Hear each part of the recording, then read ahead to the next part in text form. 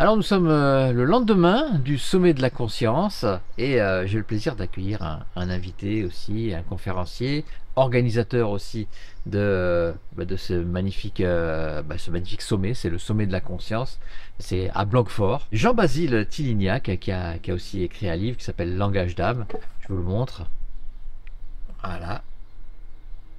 Et là, je vais lui donner, d'ailleurs, il va l'avoir à la main. Et je vais un petit peu lui poser quelques questions et vous allez en savoir beaucoup plus sur lui. Jean-Baptiste, bonjour. Bonjour, Alors, tu te définis comme un géobiologue, c'est ça? c'est ça, géobiologue, sourcier, donc tout ce qui va avec, chaman, bioénergéticien, enfin, j'ai pas mal de cordes à mon arc, voilà, je dépollue évidemment les lieux et les personnes, et je fais aussi des massages ayurvédiques. Ah, il y a beaucoup de choses, quoi. Oui, il y a beaucoup de choses. Alors, comment ça t'est venu? Est-ce que c'est quelque chose que tu avais déjà des ressentis très petits ou alors il y a eu un événement qui a fait que ben, tu t'es dirigé vers ce monde invisible? Ouais, non, c'est venu en fait en douceur. C'est pas venu de façon brutale. Quand j'étais petit, je me souviens pas trop de ma période de l'enfance, donc j'ai pas forcément. Je sais que j'avais ce qu'on appelle la baraka. J'avais de la chance quand j'étais petit, beaucoup de chance. Et j'ai perdu un peu cette intuition-là, cette sensation au fil des années, voilà, des années scolaires. Et puis j'étais géomètre, je suis géomètre de métier, on va dire. Donc j'ai fait 20 ans de géomètre, 10 ans en Corrèze et 10 ans en Gironde. Et au bout de ces 20 ans, en fait, je me suis rendu compte que j'avais fait le tour de ce métier et que je voulais aller vers autre chose, et notamment le soin à la personne. Et je connaissais une amie que je massais, mais sans aucune technique, ni rien, juste comme ça. Et elle me dit, avec le toucher que tu devrais essayer le massage ayurvédique. Moi, j'ai dit, moi, faire des papouilles, pas trop, c'est pas ce que je veux faire, je veux être au soin de la personne. Elle me dit, ben essaye, parce que bon, elle connaissait, moi je connaissais pas du tout le massage ayurvédique. J'ai essayé, et c'est vrai que sans mettre des mots dessus, j'ai ressenti l'ancrage et l'alignement, même si je savais pas ce que c'était. Et de là, ça a vraiment été le début de l'aventure, on va dire, avec le milieu spirituel et ésotérique, parce que j'ai fait la formation de massage ayurvédique, j'ai enchaîné sur le Samvahan, qui est un soin vibratoire qu'on voit à la fin du massage ayurvédique, mais j'ai voulu développer encore ça. Et puis ensuite, la géobiologie s'est présentée, la bioénergie. Voilà, j'ai rencontré une médium qui m'a transmis les dépollutions par ondes scalaires aussi. Et ensuite, voilà, le chamanisme est venu s'inviter avec l'appel d'un tambour, et tout ce qui est chamanisme s'est invité petit à petit. En fait, ça a été en douceur, en fait. Et est-ce que tu utilises toujours des outils ou alors ton corps pourrait suffire pour certaines pratiques? Le corps suffit pour beaucoup de pratiques. Moi, je me cale sur la vibration de la personne, en fait, et je ressens dans mon corps ce qui se passe dans son corps. Ah ouais. Donc ça, c'est quand je fais des soins en général. Voilà, je fais ça pour savoir déjà où je dois diriger mes mains en imposition ou autre, ou faire la vibration. Effectivement, ça me va qui va elle aller à l'endroit plus précis où il faut. Mm. Et c'est pas compliqué? Est-ce que tu as appris justement à te protéger? Puisque si tu reçois les douleurs, si tu ressens bah, les problèmes des gens, est-ce que c'est pas compliqué après de- d'enlever tout ça? Est-ce que c'est un état permanent? Est-ce que quand tu vas croiser quelqu'un, tu peux sentir si cette personne elle est en bonne santé ou si elle a mal quelque part? Non, non, c'est pas permanent. Il faut parce que c'est une façon de capter son biochamp, en fait. Enfin, de son corps physique et son biochamp, je capte ça, en fait, tout simplement. Mais ça m'appartient pas, en fait. Les douleurs m'appartiennent pas. Je sais quand une douleur c'est la mienne ou quand c'est pas la mienne. Donc je sais que ça m'appartient pas. Et dès que je finis le soin, dès que je coupe ce lien, en fait, j'ai plus aucune douleur. C'est Même fati- si la personne n'est pas complètement soignée ou guérie, moi j'ai plus de douleur. et c'est fatigant? Est-ce que tu Ça, donnes de ta personne? ben, ça peut l'être, ça dépend. Ça dépend des personnes. Il y a des personnes qui vont avoir énormément besoin d'énergie, qui vont aspirer un peu mon énergie. Donc à ce moment-là, ouais, il peut y avoir une perte d'énergie, mais c'est assez rare. C'est très rare. C'est très rare parce qu'en général, je capte l'énergie cosmotellurique que j'arrive à mettre dans la personne pour la recharger si elle a besoin. Tu fais aussi des protections aussi? Alors moi, je Non? pars du principe Ouais. que la meilleure protection, Ouais. c'est l'ancrage. Ouais. Donc j'ai pas de protocole de protection particulier. Être bien ancré en général suffit largement. Tu parlais de nettoyage tout à l'heure. Ouais. C'est-à-dire, tu vas dans des lieux où on sent qu'il y a des problèmes et tu les ressens et tu les fais partir dans l'univers. Comment ça se passe? Oui, c'est ça.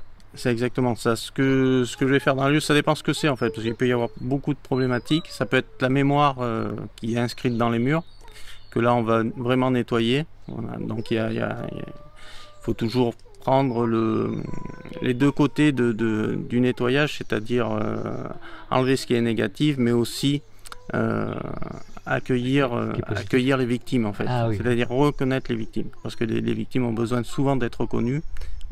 On délaisse un peu de côté, mais en général, il faut toujours avoir ces deux côtés. Ensuite, ça peut être un déséquilibre énergétique suite aux travaux, etc. Donc ça demande un rééquilibrage. Et ensuite, ça peut être aussi avec une explication, une demande du maître des lieux, ce qu'on appelle les élémentaux, Ah. que ce soit les fées, les nains. Tu les ressens, ça? Les fées, Ouais, les élémentaux? Voilà, je les perçois. C'est vraiment une Tu les perçois avec les yeux? Alors, je les vois pas, je Ouais. les perçois. C'est-à-dire, c'est une perception mentale. D'accord. C'est-à-dire qu'ils se présentent dans une perception mentale. Et des fois ils se présentent, des fois ils se présentent pas, ça dépend s'il y a besoin, mais s'il y a vraiment besoin de quelque chose de particulier, ils vont me le préciser. Tu les considères plus comme des êtres plutôt bienveillants ou pollueurs d'un endroit? Bienveillants, les Bienveillants, maîtres des ouais. lieux, ils sont bienveillants. Ils sont là vraiment pour s'occuper du lieu. Ah ouais, d'accord. Voilà. Ah. Et c'est souvent parce qu'il est arrivé des malheurs dans un lieu que le lieu est pollué. Alors oui, ça, forcément, dès qu'il y a des choses négatives dans le lieu, ça le pollue. Ça peut être aussi des mauvaises intentions ou juste ou si ça peut être historique, si le lieu est construit sur quelque chose, Ah. par exemple, on va prendre quelque chose, un cimetière. Ou C'est le quelque chose indien ça. comme dans L'Exorciste. Ouais, voilà, donc là, ça peut être un peu lourd. Et ça t'arrive souvent d'aller nettoyer des lieux comme ça? Ça m'arrive, ouais, ça m'arrive. Mais je trouve ça, enfin, c'est très intéressant. Parce que Ça fait pas peur? Pas du tout. D'accord. Oui, c'est quelque chose qui me fait absolument pas peur. Je n'ai pas peur des entités maléfiques ou quoi que ce soit. Elles sont pas gênantes en fait. C'est pas des gènes pour moi. C'est pas quelque chose qui me fait peur du tout. Tu le fais tout seul? Oui. Parce que moi, j'ai connu pas mal de personnes qui le font toujours accompagnés. Ils sont toujours deux. Ouais. Ouais. Et parce que bon, il arrive toujours des choses. Mais bon. Et il t'est arrivé des fois des histoires un peu compliquées dans des lieux un petit peu Oui. trop chargés, on va dire. Oui, oui, oui. Dernièrement, j'ai eu quelque chose de très très compliqué parce que il y avait beaucoup de magie qui était issue de la franc-maçonnerie égyptienne. Donc c'est des magies qui sont assez puissantes, qui sont difficiles à détricoter, parce que le principe de la magie c'est de la programmation, donc il faut déprogrammer quand on veut les enlever. Et là c'est vrai qu'il y en avait dans tous les sens, un peu partout, et c'était assez compliqué. Et il y avait même une entité maléfique qui était carrément enfermée dans la maison, dans une cage. Alors, j'ai dit... Mais c'est ça qui est génial, parce qu'en fait, on ne sait jamais sur quoi on va tomber, et c'est toujours surprenant en fait. Mais c'est fabuleux. Et à chaque fois, tu les ressens, tu les vois pas quand même. Non, non, non. J'ai pas cette, T'as pas la cette clairvoyance. clairvoyance. Ouais, j'ai pas la clairvoyance. Enfin, j'ai une énorme intuition. Ouais. J'ai une intuition qui est très développée, ce qui fait que j'ai des perceptions, mais j'ai pas de clairvoyance. Tu entends aussi? Tu peux entendre? Tu l'as Alors, jamais entendu? ça m'est déjà arrivé, mais c'est très rare. C'est très rare, c'est des mots et ça m'arrive plutôt la nuit en général, ou au petit matin, juste avant de me réveiller, des fois j'ai un mot qui vient, mais des fois je sais pas trop à quoi ça correspond, mais bon. Et comment tu fais alors pour les envoyer dans l'univers toutes ces... Quel est le protocole? C'est quoi, une prière? Ouais, en fait, les entités maléfiques sont assez faciles à faire évacuer, parce qu'il suffit de leur amener la lumière, et comme c'est quelque chose qu'elles redoutent beaucoup, en fait, elle le fuit énormément. En fait, je suis plus dans le combat, en fait. Je suis plus dans cette dualité, il faut combattre le mal, etc. Non. Moi, je leur amène la lumière, je sais que c'est quelque chose qu'elles n'aiment pas, donc elles vont le fuir tout simplement. Donc elles vont s'en aller. Et chez les personnes chez qui tu vas et que tu as opéré ce changement, ce nettoyage. Est-ce que du jour au lendemain, elle voit la différence chez Oui. eux? Ouais. Ah oui, oui, en géobiologie, les changements sont assez radicaux. Ah, C'est immédiat. Ou alors c'est qu'il y a quelque chose qui m'a échappé. Ça peut arriver, hein, des fois, il y a des choses qui m'échappent. Quand il y a beaucoup de choses, il y a des choses qui m'échappent. Il faut que j'y revienne une fois ou deux, ou que je continue à distance. ouais. Ça peut marcher à distance aussi. Ouais, ça peut marcher à distance. Alors Mm. moi, je préfère me déplacer parce que je suis un tactile, donc j'aime Mm. bien toucher les murs et tout ça.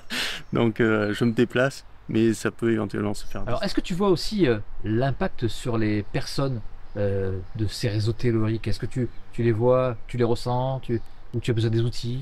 Oui, alors je les détecte. En fait, j'utilise l'antenne de l'échelle et on voit les biochamps qui sont marqués par les réseaux cosmotelluriques. Euh, ça impacte les biochamps et aussi le corps à long terme, hein. C'est ce qui déclenche les maladies. En fait, le but justement de l'expertise géobiologique, c'est de se mettre en sécurité dans son habitat. C'est un peu l'art de trouver sa place en fait. Et comment tu le vois? Comment tu le ressens? Est-ce que c'est les instruments qui vont bouger d'une certaine façon? Oui, oui, oui, j'ai des fréquences particulières sur l'antenne de l'échelle. Et suivant les fréquences, par exemple, les veines d'eau, ça va être, et les courants électriques, c'est 7-8. C'est-à-dire Voilà. tu le mesures avec le pendule? Non, c'est avec une antenne qui a une graduation, en fait. L'antenne de l'échelle a une graduation pour savoir quelle fréquence, suivant ce que l'on cherche, on peut détecter absolument tout, hein. Les entités, c'est 4,2, etc. Il y a pas mal de... Est-ce que c'est pas compliqué de se fier justement à cet invisible, à une antenne? Ça paraît fou en fait. Ouais. Le pendule. Qu'est-ce qu'est-ce qui dirige cette antenne ou ce pendule? Qu'est-ce qui le dirige à ton avis? Ouais, ça c'est une bonne question. C'est une question qui est Je pas veux avoir évidente. ton avis. Ouais, ouais, parce que est-ce que le mental influence pas Oui. l'antenne? Ça peut, ça peut influencer suivant si on commence à se dire ah ben là j'ai des trucs. Moi, ça m'est arrivé de me tromper justement parce que le mental, je faisais pas confiance assez à l'antenne en fait. Ah, Il faut complètement se fier à l'antenne. J'ai déjà trouvé des choses parce que c'était pas logique en fait. C'était sur une détection d'une fuite d'eau. Une détection d'une fuite d'eau. Alors il y avait la sortie de la maison du tuyau d'eau et on va dire le compteur d'eau. Et la fuite était lente. Et moi j'ai dit bon c'est une ligne droite. Le mental dit c'est une ligne droite forcément. Et en fait donc du coup j'ai forcément trouvé là où je voulais. Et en fait c'était 2 mètres à côté, quoi. ah. Parce que le tuyau, il contournait un obstacle, et puis voilà. Donc oui, le mental peut interférer, mais voilà, c'est à force d'expérience justement où on se dit bon ben ok, c'est l'antenne on sait que c'est l'antenne qui a raison, quoi. Ouais, tu peux être quand même très surpris par les résultats que te donne ton antenne. Oui, Tu peux te dire des fois, oh là, non, c'est pas possible, mais tu y vas quand même maintenant. ouais, c'est Ouais. ça, c'est ça. Oui, oui, j'ai été très surpris des fois par ce que je trouvais, mais maintenant je sais que c'est ok, quoi. Je sais que c'est ça. Alors, parle-nous de ton livre un petit peu, Langage d'âme. Attends, Ouais. on va le montrer à l'antenne, quand même. Prends-le comme ça, parce que sinon ça va être un peu flou. Voilà, Ouais. c'est nickel, là, comme ça. Langage d'âme. Ouais. Qu'est-ce qu'on y trouve dans ce livre? C'est ton histoire? Non, non, non. Le langage d'âme, en fait, c'est venu d'une idée où, en fait, c'était une médium qui m'avait dit un jour tu écriras un livre. Je suis pas du tout écrivain. J'ai pas du tout. J'ai dû lire jusqu'à jusqu'avant, on va dire mon évolution spirituelle. J'avais dû lire 2 livres, quoi, Et des trucs BD? scolaires. Voilà. Donc pas du tout l'âme d'un écrivain. Et en fait, c'est dans un salon de bien-être où j'exposais la géobiologie, justement, où je montrais la géobiologie. Il y a une fille qui vient, s'installe derrière moi, donc tant qu'elle s'installe, tranquille. Et puis à un moment, elle se retourne vers moi, on se retourne un peu en même temps, et elle me parle directement en langage d'âme. Et je sais pas pourquoi, ça a fait un tilt, j'ai dit, tiens, c'est là-dessus que je vais. Alors, c'est quoi le langage d'âme? Alors, le langage d'âme, c'est notre langage primaire, en fait, si on n'était pas éduqué à parler. C'est-à-dire qu'on voit d'un pays à l'autre, les langues sont différentes. Et même à l'intérieur d'un même pays, en France, il y a le breton, il y a le corse, il y a beaucoup de langues différentes. Et plus on isole en fait les groupes de personnes, plus ils vont avoir un langage différent. Si on va jusqu'à l'intérieur d'un village à l'autre, On le voyait dans les patois avant. L'occitan d'un village à l'autre, des fois, c'était pas le même patois. Et en fait, plus on isole les personnes, et même à l'intérieur même d'une famille, si tu isoles les personnes, elles vont avoir leur propre langage. Et c'est ça le langage d'âme en fait. C'est notre langage primaire, c'est celui qui vient directement vibrer avec notre âme. Et comment on apprend à parler le langage d'âme? Est-ce que faut se mettre en transe? Non, pas du tout. C'est tout ce qu'il y a de plus simple. En fait, la seule chose, c'est qu'il ne faut pas que le mental interfère. Parce que le mental, lui, va dire, je veux comprendre. Et je veux comprendre ce qui se dit, je veux comprendre. Donc en fait, il suffit de parler, on va dire, du charabia, quelque chose qui ne veut absolument rien dire, pendant un certain laps de temps, en général 5 minutes suffisent. Et au bout de 5 minutes, en fait, notre langage, il va être beaucoup plus fluide. On va le sentir, en fait. C'est quelque chose qui va beaucoup plus vibrer, qui va être beaucoup plus à l'intérieur et qui va émaner quelque chose. D'ailleurs, le langage d'âme, au tout début d'interview, je ne sais pas si tu as fait attention, il y a Claudine qui est venue, la petite, et si tu as été attentif, elle n'a pas parlé en français. Ouais. Et en fait, elle a parlé directement en langage d'âme. Elle était venue, dans son inconscient, venue ici pour illustrer, en fait. C'est incroyable. Ouais. Et j'ai trouvé ça formidable, j'étais là. Et moi, je lui ai fait chut, chut. Alors qu'elle, elle disait, non, je vais vous montrer ce que c'est que le langage d'âme, tu vois. Et elle n'a pas de raison de parler autre chose que le français, hein, tu vois.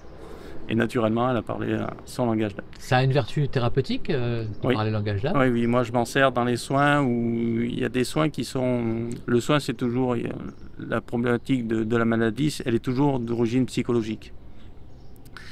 Et il peut arriver des fois que certaines résolutions de cette problématique psychologique ne puissent pas se faire dans la matière. Par exemple, si on prend une personne qui est vraiment fâchée avec une autre, et qui a justement a besoin de travailler sa blessure d'abandon et de l'autre sa blessure de rejet. Si ces deux personnes-là ne peuvent plus se parler, c'est impossible ou la personne est décédée, à ce moment-là, on va directement faire travailler les blessures d'âme à âme. Donc là, on va aller sur le plan des âmes et on va travailler directement avec les âmes. Et ça se passe aussi bien que si on travaillait avec un psychologue. Tu as découvert ça comment? Le langage d'âme? Ouais, par hasard?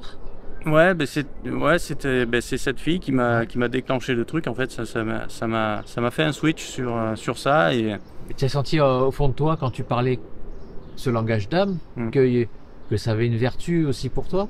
Ah oui, ça a une vertu pour moi. C'est souvent que des fois, quand je suis en voiture et sur des longs trajets, je me plais à parler en langage d'âme. Et c'est vrai que c'est très apaisant et c'est énormément apaisant en fait. Parce que c'est comme si une relation à son âme et son essence profonde, on a cet apaisement aussi qui est là, qui se fait et qui certainement a ses raisons, même si des fois, moi je cherche pas à comprendre ce que ça veut dire en fait. C'est pas le but pour moi de comprendre. C'est encore du mental, donc c'est pas intéressant. C'est parce que notre âme a besoin, notre âme a juste besoin d'être en fait.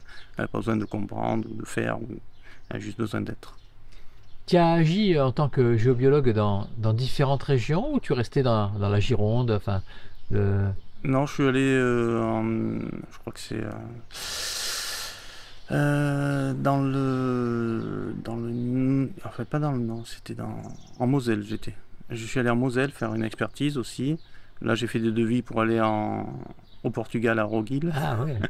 Et un autre en Corse aussi. Ah génial. Parce que je voulais savoir moi si est-ce qu'il faut que tu te mettes en condition pour ressentir avec ton corps ces endroits chargés ou alors ça vient à toi? Non, ça vient. Quand l'endroit est chargé, on le sent. De toute façon, les personnes, en général, toutes les personnes le sentent. Et quand ils rentrent dans une maison, ils se disent « Ah là, je suis pas bien ». Ah ouais. Donc, ils le sentent naturellement, en général. C'est juste qu'après, il faut y prêter attention et chercher un peu à savoir pourquoi, en fait. Mais oui, il y a des lieux qui sont plus particulièrement chargés. Moi, là où je suis à Coutras, il y a ce qu'on appelle le champ de bataille un lundi, et c'est là où il y avait la guerre de 100 ans qui était... donc forcément, c'est particulièrement chargé. Donc on y est aussi dans ces endroits. En général, les thérapeutes sont là aussi pour nettoyer ces lieux aussi. Mais à force d'être nettoyés, quand même, ils ne sont pas complètement nettoyés? Il y a beaucoup de travail en fait. Il y a beaucoup de travail et puis l'évolution aussi de la personne qui sont décédés ou des animaux, etc. Des fois ça descend dans l'intra-terre, donc il y a beaucoup de choses en fait à nettoyer. Même si plus la terre évolue, plus son taux vibratoire monte, plus le nettoyage est facile. Aujourd'hui c'est assez facile de faire monter les entités. n'importe qui peut faire monter une entité.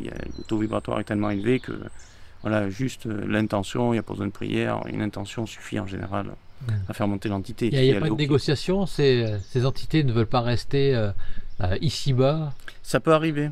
Ça peut arriver qu'il y en a qui résistent, on va dire, parce que elles estiment que déjà, en général, quand elles ne veulent pas monter, c'est surtout des peurs. C'est la peur de la lumière, de l'inconnu. Elles se disent non, moi ça me peur, donc il suffit de les rassurer pour qu'en général elles veuillent monter. Et les entités plus agressives, elles sont jamais vraiment. Moi, les entités que j'ai rencontrées négatives, on va dire, c'est vraiment parce qu'elles voulaient me prévenir de quelque chose en fait. Ça m'est arrivé qu'une entité m'empêche de rentrer dans une chambre. Mais vraiment, j'ai pris un mur, la porte était ouverte pourtant, mais j'ai dit non, là c'est pas possible. Alors, et je sentais qu'il y avait une entité qui était là, qui disait oh, non. Et en fait, la chambre n'était pas exploitable, on ne pouvait pas dormir en fait, il y avait des réseaux dans tous les sens. J'ai dit, alors c'était ma voisine, je lui ai dit ben, écoute, tu as 2 chambres, tu vas aménager l'autre chambre, même si elle est un peu plus petite, il vaut mieux que tu sois mieux, parce que l'entité, sinon déjà, je ne vais pas arriver à la faire partir parce qu'elle est là justement pour protéger. Elle-même était décédée de maladie parce qu'elle était sur ce lit, donc elle savait, elle connaissait bien la problématique. Donc elle, tant que j'avais pas mis la propriétaire actuelle dans la sécurité. Tu n'as pas proposé de changer le lit? C'était pas le lit le problème, c'était les réseaux. C'était de l'humour. Est-ce que tu voudrais rajouter quelque chose, je sais pas, sur ta pratique, sur ton livre? Ben sur ma pratique, moi c'est ce que j'aime, c'est vraiment aller voir au niveau des âmes ce qui se joue. C'est ça on va finir par une petite anecdote. C'est la sœur de mon meilleur ami qui avait des douleurs d'un coup, des douleurs énormes avant-bras et jambes. Tu sais, un peu comme si la position du rugbyman dans la mêlée, comme on explique quand il prend des coups. Donc elle avait des douleurs comme ça, inexplicables et très, très fortes, au point qu'elle en pleurait tellement que c'était devenu très fort. Et en fait, elle se demandait ce qui se passait. Elle disait, son médecin lui a dit c'est une dépression. Elle dit non, j'en ai déjà fait une, je sais ce que c'est, je connais les symptômes, c'est pas une dépression. Donc elle en parle à la femme de mon meilleur ami qui dit bah, appelle Jean-Basile. Alors elle croit en rien, elle est cartésienne. Alors moi, elle m'appelle et quand je l'ai au téléphone, en fait, j'ai des infos qui me viennent. Je la vois, elle est toute petite. C'était pas du tout dans cette vie-là, dans une autre vie, toute petite, en train de se faire battre, je pense, par son père. Et je sentais qu'elle était responsable de la mort de sa mère. Soit sa mère est morte en couche. Il y avait quelque chose où parce qu'elle se laissait taper, parce qu'elle savait qu'elle était, elle, coupable. Elle se sentait coupable aussi. Donc là, je lui dis, comment je vais lui annoncer ça alors qu'elle est cartésienne? Il dit, écoute, je ne sais pas trop comment te dire, mais karmiquement, tu as été responsable de la mort de ta mère et ton père t'en voulait, parce que le père, je pense que c'était le père qui l'a frappé, et toi aussi tu te rendais coupable. Et en fait, ces symptômes sont déclenchés à la mort de sa mère.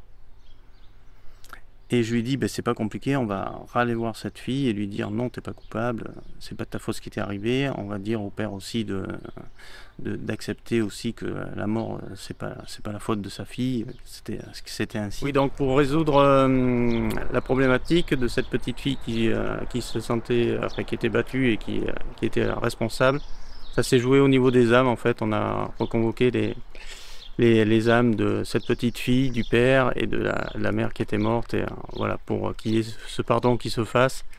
Et je crois que c'était quasiment 2-3 jours après, cette amie n'avait plus aucune douleur. C'est magique. Ouais, c'est ça, qui est extraordinaire. Jean-Basile, merci. Eh bien, merci à toi. Merci, au revoir. Merci.